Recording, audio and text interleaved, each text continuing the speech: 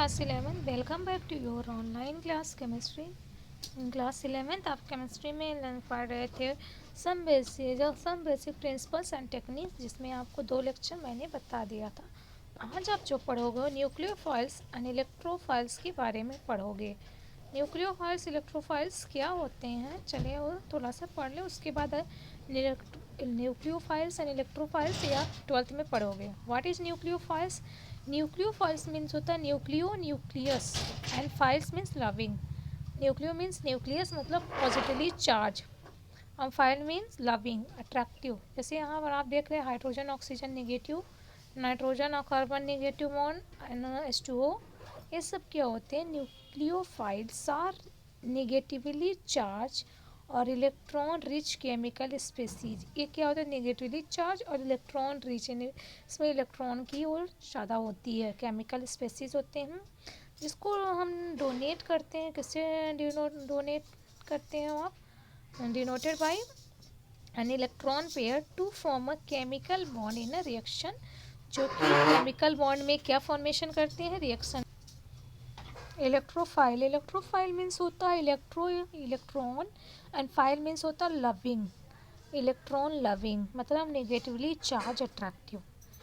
Nucleophiles जो होते थे क्या होते थे? पॉजिटिवली चार्ज अट्रैक्टिव, और इलेक्ट्रोफाइल्स जो होते हैं नेगेटिवली चार्ज अट्रैक्टिव। इसमें क्या होता है? जैसे CH3, मिथाइल, नाइट्रो, कीटोन, ये सब एक्सेट्रा। न्यूक्लियोफाइल्स जो होते हैं पॉजिटिवली चार्ज होते हैं और इलेक्ट्रॉन डेफिशिएंटी स्पेसीज होते हैं, जो कि अट्रैक्ट होते हैं इलेक्ट्रॉन रिच यानी सेंटर न्यूक्लियोफाइल। जैसे इसमें आप देख सकते हो कार्बन जो है इलेक्ट्रॉन फिलिक सेंटर है, और यहाँ पर ऑक्सीजन जो नेगेटिव चार्जेस जो कार्बन की ओर अट्रैक्ट होगा, एंड हाइड्रोजन जो आपका न्यूक्लियोफाइल है।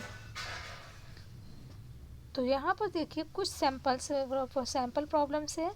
कैटेगराइज द फॉलोइंग मॉलिक्यूल्स या आयंस एज न्यूक्लियोफाइल्स और इलेक्ट्रोफाइल्स। तो न्यूक्लियोफाइल्स क्या है, कौन कौन से आप देख सकते हैं? हाइड्रोजन सल्फाइड, इसमें क्या हो गया? HS, ammonia. इलेक्ट्रोफाइल्स जो है सब। Boron has the incomplete octet, hence electron deficient, इनके पास इलेक्ट्रॉन की डेफिशिएंट होती है। नाउ इंडक्टिव इफेक्ट क्या होते हैं? इंडक्टिव इफेक्ट में जैसे कार है, यहाँ पर मिथाइल देखिए एंड CH3 CH2 Cl, इसमें क्या होते हैं? Plus delta minus del. Electronegatively elements जो होते अट्रैक्ट होते हैं और share pair of electron towards itself, खुद की ओर। Polarisation of sigma bond caused by the polarisation of adjacent sigma bond is referred to as inductive effect. क्या है inductive effect? There are 2 types effect, minus I effect, plus I effect. Minus I effect क्या होते हैं? When the substituent group attach the carbon chain, जब substituent group किससे attach होते हैं? Carbon chain से। विड्रॉ इलेक्ट्रॉन्स डेंसिटी, बिना electron density withdraw किए इलेक्ट्रॉन विड्रॉइंग ग्रुप, जैसे fluorine, chlorine, bromine, nitrogen, oxygen, iodine etcetera. ये सब क्या होते हैं?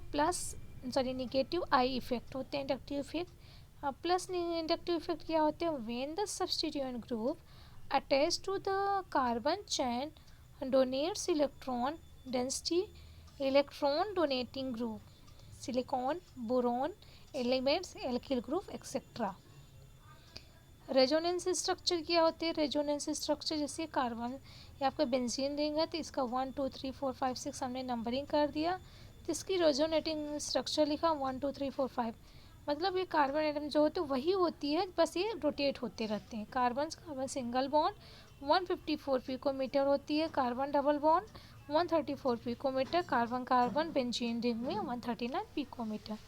रेजोनेंस से होता है, resonance is a way of describing delocalise electron, मतलब ये वे है डिस्क्राइब करने का इलेक्ट्रॉन को, कि इलेक्ट्रॉन कहाँ डिलोकलाइज है। Electron within certain molecules में, और polyatomic ions where the bonding can not be expressed, अगर एक्सप्रेस नहीं करे बॉन्डिंग को तो क्या होगा? By one single lowest structure, तब एक सिंगल लोएस्ट स्ट्रक्चर हो गए। जैसे यहाँ पे देखिए कार्बोनेट आयन में क्या हो रहा है? ऑक्सीजन है, इसमें double bond single bond carbon, 3 क्या होता, CO3 होता नेगेटिव, तो यहाँ पर नेगेटिव लगे हैं, इसका हम डिलोकलाइज किए, ये वाला इलेक्ट्रॉन यहाँ पर आकर सब्स्टिट्यूट हुआ, जैसे आप देखिए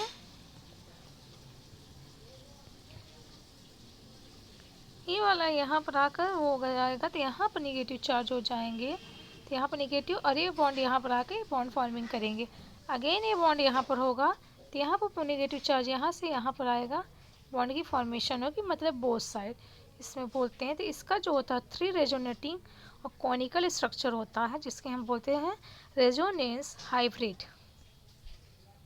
now sample problems, write the resonance structure of CH3 double bond CH a single bond CHO, then indicate relative stability of the contributing structure।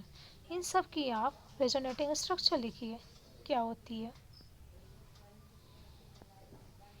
Resonance energy क्या है, the stability of resonance hybrid is due to the delocalisation of electrons and is the measured in the term of resonance energy.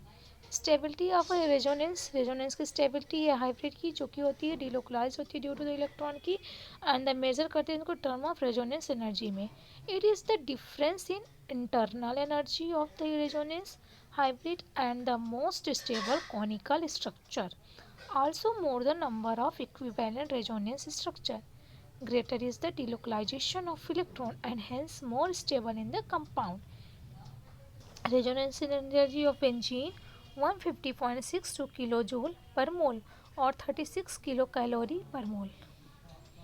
Relative contribution of resonance structure, ये आपको नहीं पढ़ना है।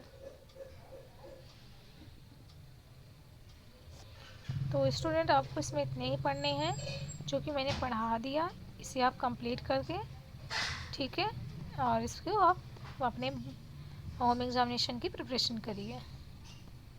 Okay class, thank you.